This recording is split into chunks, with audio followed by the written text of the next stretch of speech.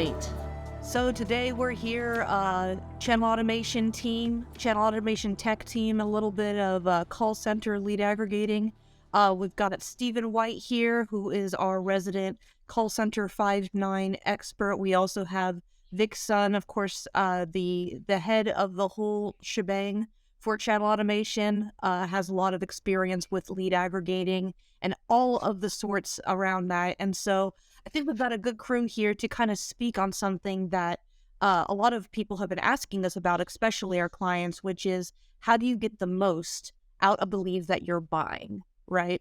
So most of the time when you are a lead-driven company, you are worried about spending too much for leads and not getting the results that you're looking for.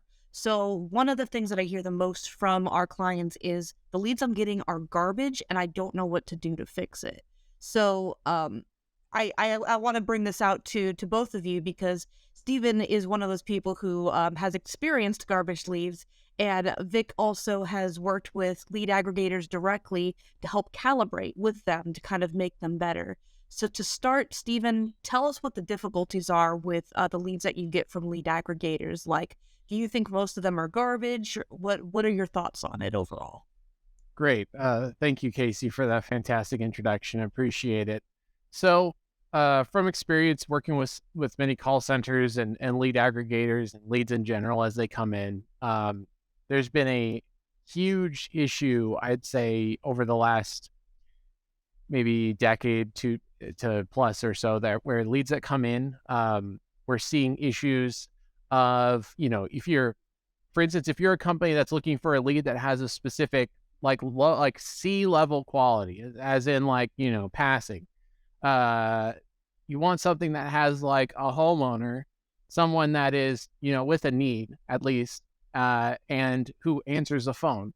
And what we're finding is, upwards of 40, 50, if you buy 200 leads, let's just use 100 for the ease of that number. 100 leads, you're going to get 90 of them that are never answer the phone. Maybe they're renters, the people that don't even have a need in the first place, or they're looking for, maybe they're not even a lead in general. It could be just a number that, maybe it came from a random place, but it is a phone number. So you think this is worth it. Just to get to the 10%, you have to waste 90% of those man hours to get to the cream of the crop. And it's just a waste of time. That's what we're finding out of these, some lead aggregators, I'd say.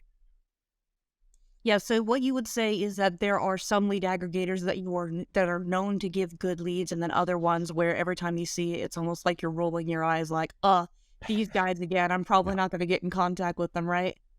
Their reputation precedes them. Absolutely is a good way to put it. There are a few that have good. I think that when it comes down to it, we're looking at most of them have issues, and a few of them have some good points. If there was a Yelp platform for lead aggregators, you'd look at all these as 1-star rated hotels and 1-star rated restaurants. You wouldn't even go there. There's cockroaches everywhere. You find like a whole lot of hair in your food.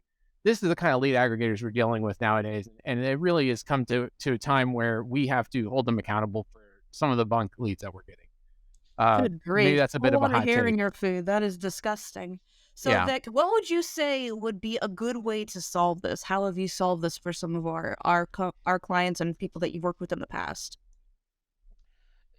There's definitely some truth that many of the lead generators will provide leads that you'll never be able to talk to them, right? You'll get the name and a number, and no matter how many times you call them or text them or email them, they're never going to respond. And so they're considered by call centers and marketing leaders or managers as bunk leads, or they're not, they just think it's garbage leads. So there's a couple of things I think here, we can show it on the screen, is the math that most companies take when doing this. Because it's not like people are going and buying from lead generators and going and saying, oh yeah, each lead costs $100, for example, right? And then they go, oh yeah, so if I buy 10 leads, I'm going, to spend $1,000. I'm going to get, at least one sale. And most companies, let's say their average ticket for home services, let's say it's about $10,000. Okay, so now you've got a 10% type, ROI, MER cost, or a 10x, right? And so they go, okay, yeah, I have to buy the 10 and maybe I'll sell one of them. So inherently, that becomes one of the issues within this industry because people are looking at that from that particular level and saying, well, I just got to buy this many. And then as long as I'm selling one, even though there's a ton of waste, right? 9 don't buy from me or 9 don't connect with me. The one makes it profitable, right?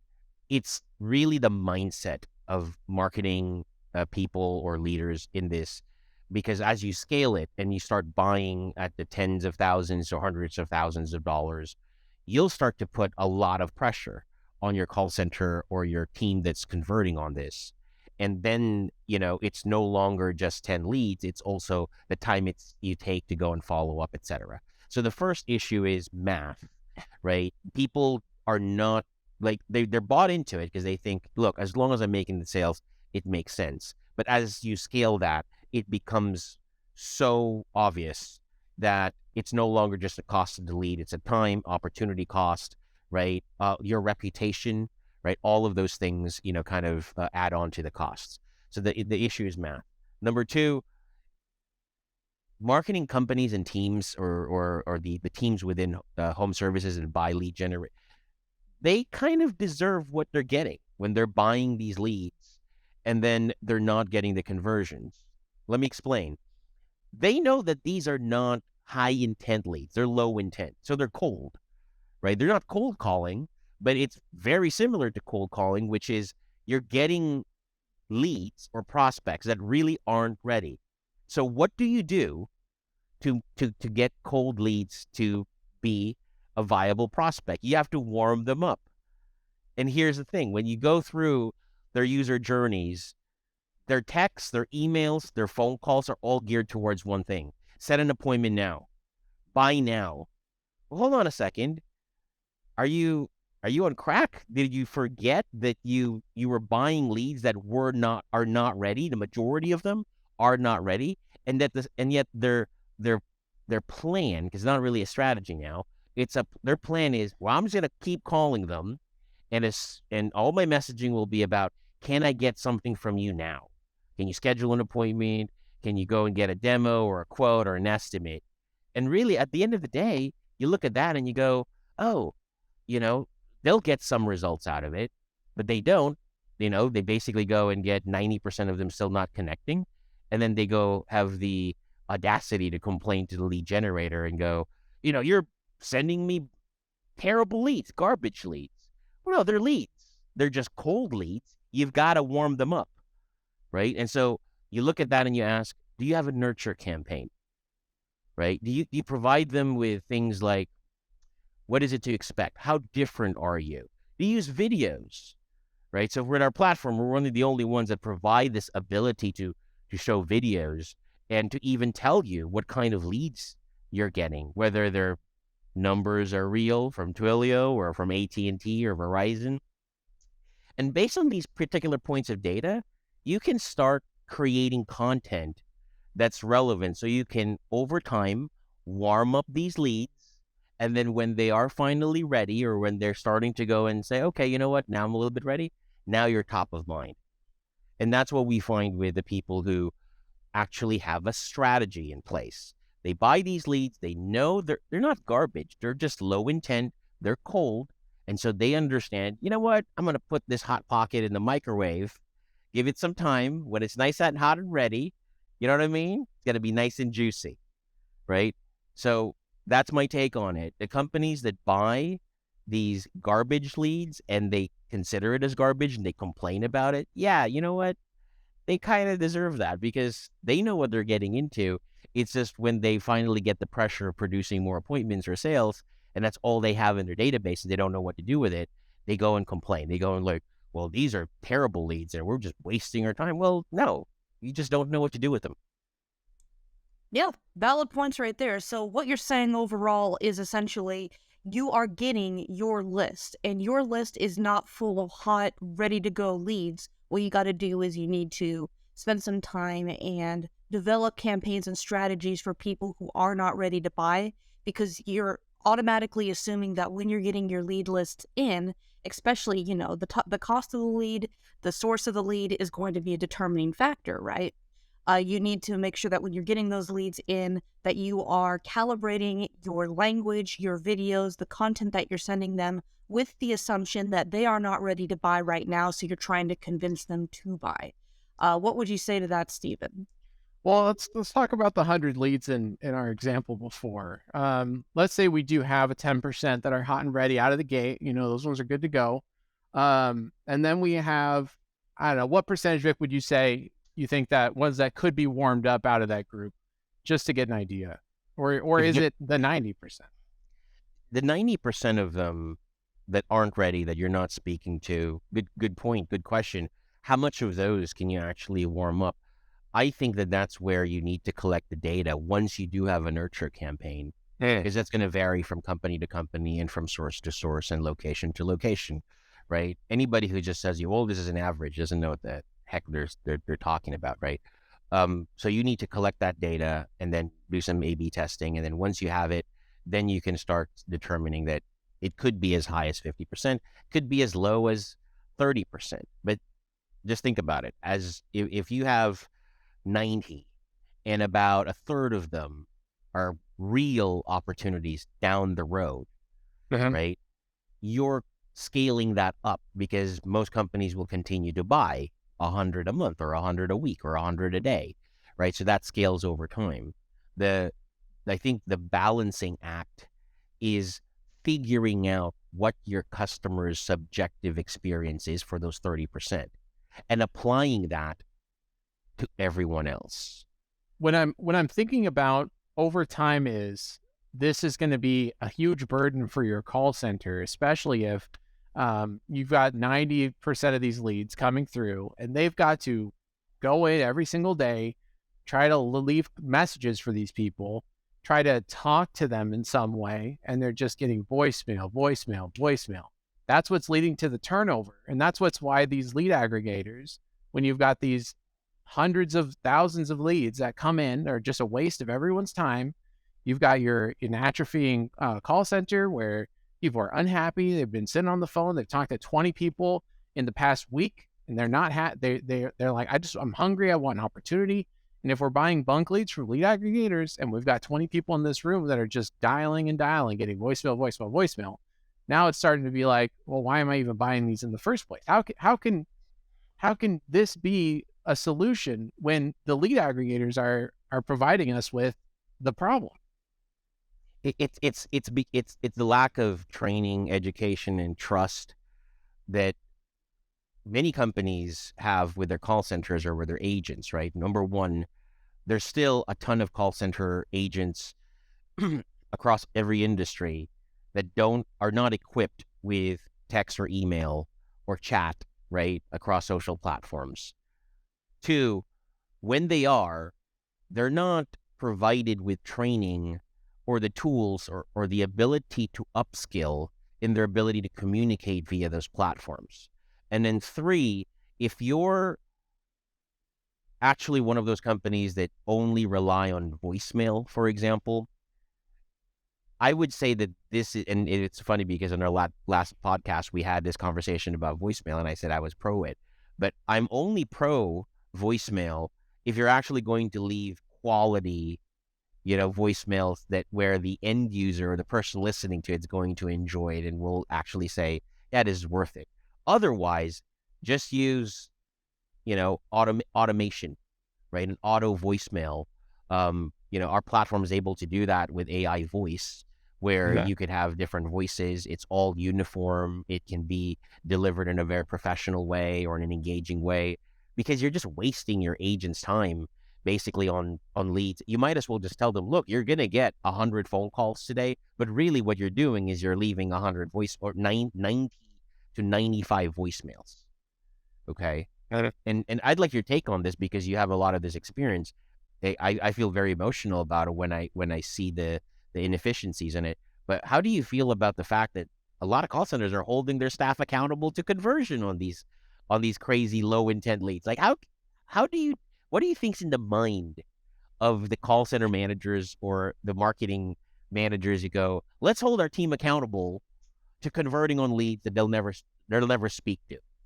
They You're really getting at it here because even with one of the folk I talk with, it's hard to even keep your knife sharp when you're having this knife that's been cutting against a rock all day, right? Because you're not even getting a chance to try your rebuttals or your opportunities or maybe your conversational judo, if you want to call it that. You try to get someone to get into an appointment. You've got your script. Sometimes it just comes down to you fall on your old habits.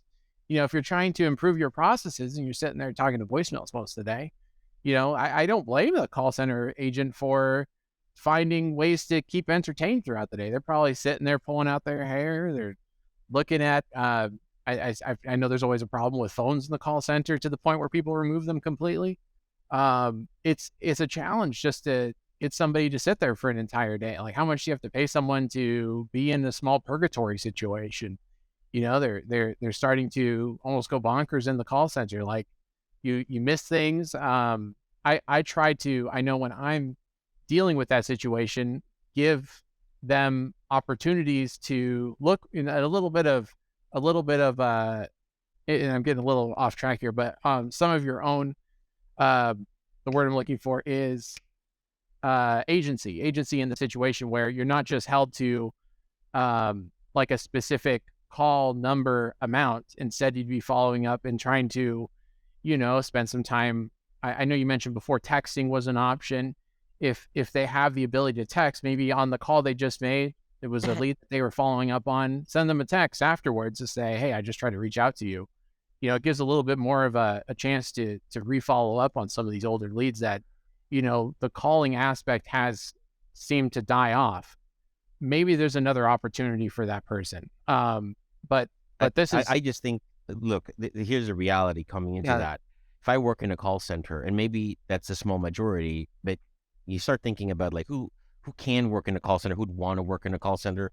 These are people who want to talk and vocalize.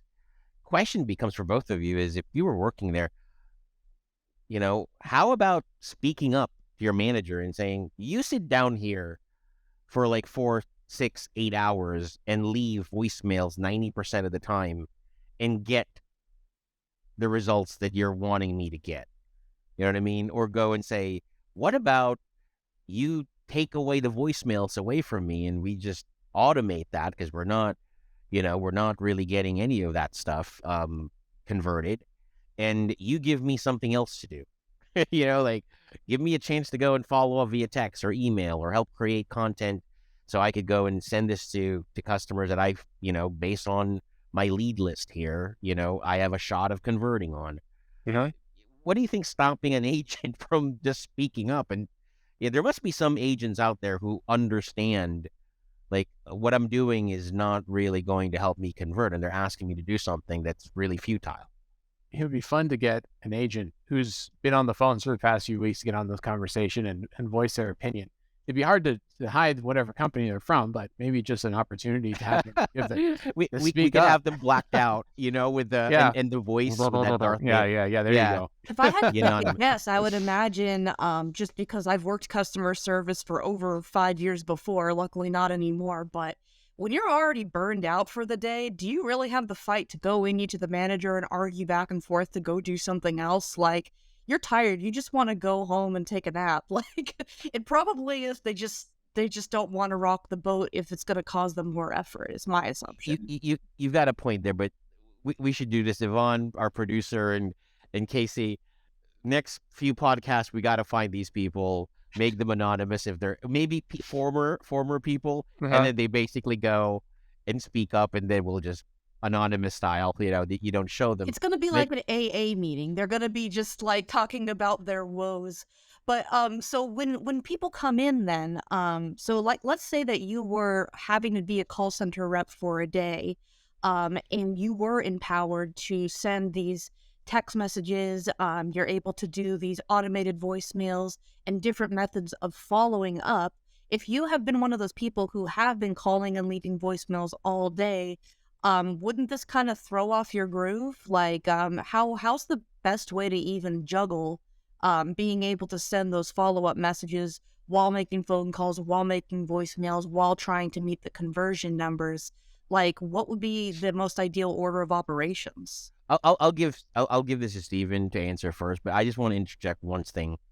If you're in an organization, you're in a call center environment, lead converting team, whatever, contact center, and you can't speak up, and you know that whatever they're telling you to do, and your manager or the person, your supervisor isn't listening, get out. It's not going to get any better. Okay? It's not going to get any better. But if you have managers or supervisors that will listen, that will give you the time, and you are able to draw this up in a very simple way and go, look, I make 200 calls a day. I only set 5. The rest of them, I'm basically just leaving voicemails and hoping and praying. And most of the time, I'm just twiddling my thumbs, really. You know what I mean? And it's just so regurgitative, right? Like I'm not even, there's no joy in me leaving the same freaking voicemail over and over again to the same lead sources. And I'll never speak to these people. What do you think about putting this in automation? Can you test me versus, doing something else? And if you're able to have that conversation, I think that's one of the first steps. That was one of the questions today. What's one step to helping squeeze more out of these leads, or right? Do that. Have that conversation openly. Okay. And if you can't, get out of that situation. It's never going to get better. You know what I mean? That bonus is, it's a pipe dream. They're never going to give you those bonuses. You're never going to earn them.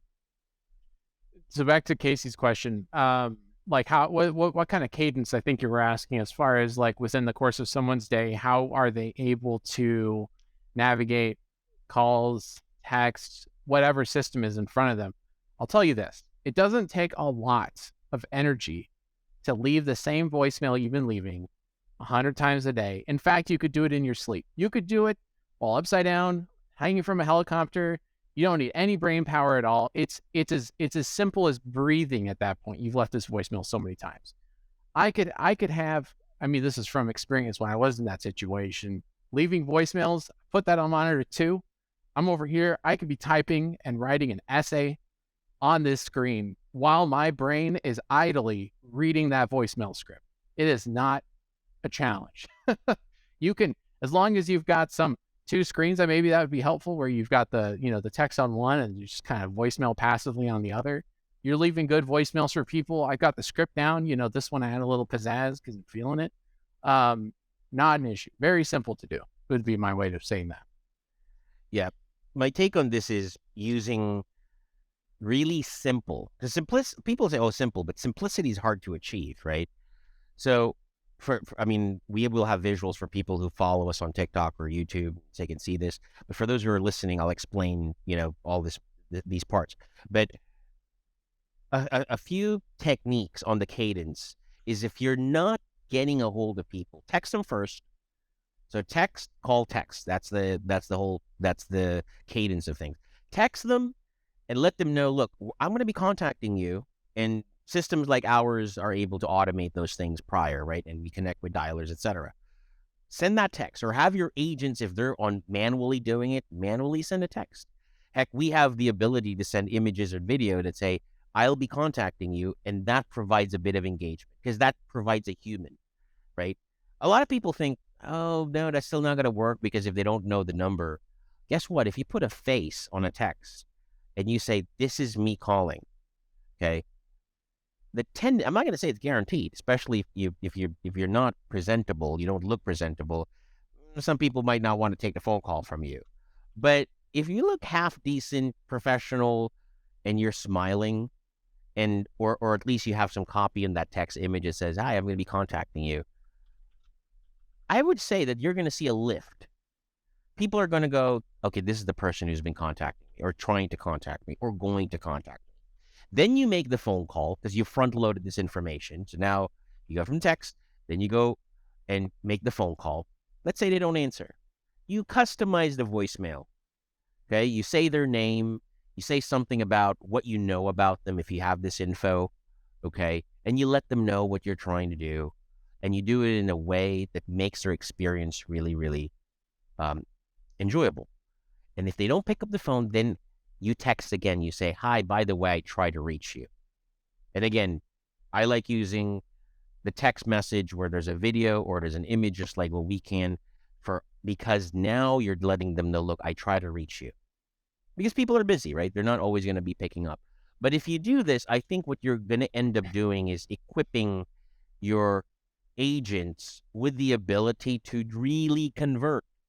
Because what they've done is they front loaded the information and they said, I'm going to be contacting you this time. So now the person's prepared.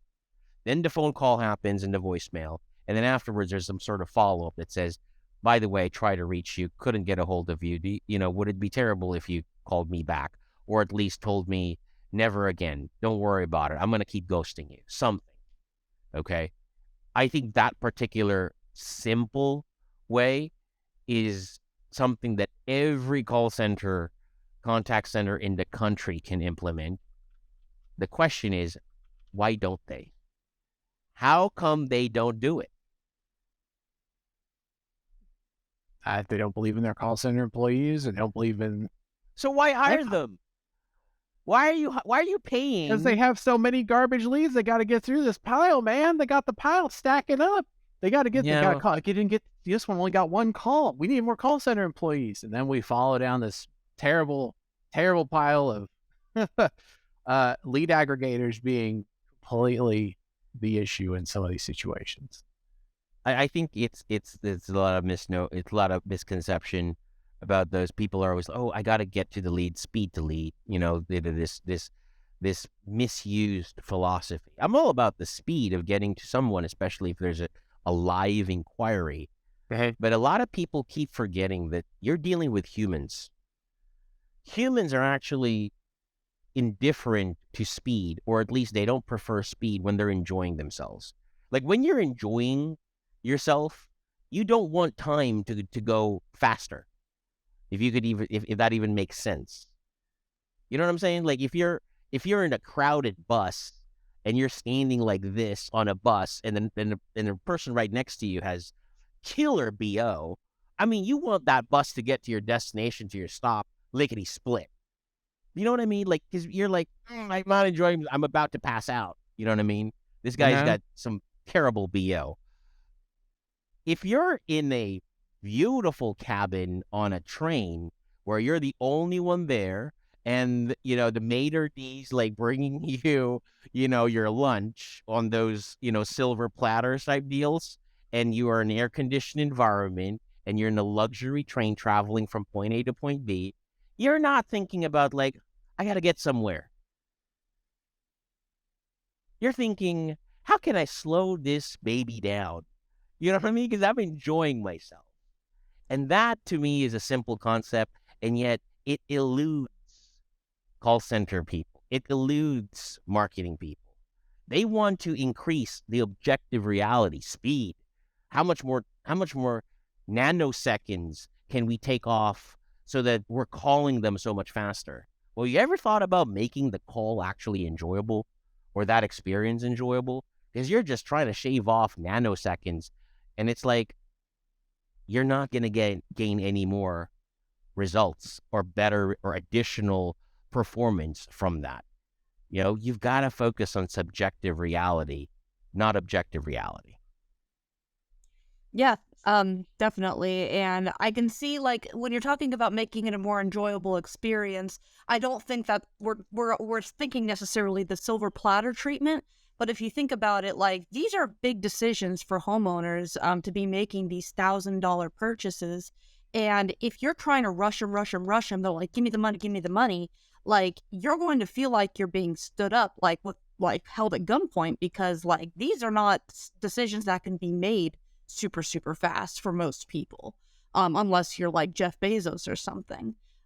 So one of the things that I wanted to cover just before we left today, kind of as a summary, is essentially lead aggregators aren't always your enemy. It's what you do with the leads that they give you that's going to determine the success of conversion. Would you both agree on that? To an extent, I can concede that much. Yeah, I mean it's a given, but the reality is most companies will look at that and they just still won't know what it means to do something about it. because they're so used to trying to improve performance and conversion, and all they're really thinking about are numbers, and they're thinking about speed of which their delivery of their phone calls. It eludes them because they don't know how. And so there's a lot of you know stuff I could say about some lead generators or lead aggregators out there, and maybe some of them are doing some shady things, like selling terrible leads, like leads that are not even real. And systems like ours can identify those things.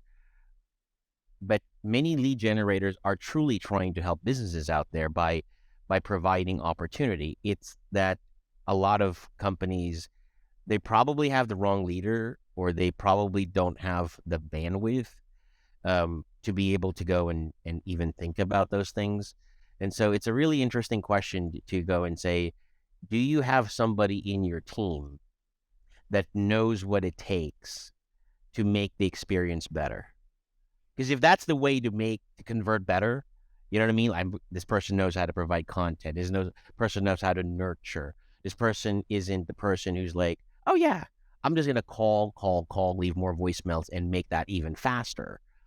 Then maybe you have a shot of warming up those really cold leads, which a lot of companies, that's the majority of their leads, right? You know what I mean? And that could be the next thing, is to looking into equipping your leadership or your management team with someone who is all about experience. You know what I mean? Like somebody who thinks 4 seasons, not somebody who thinks, Motel 6.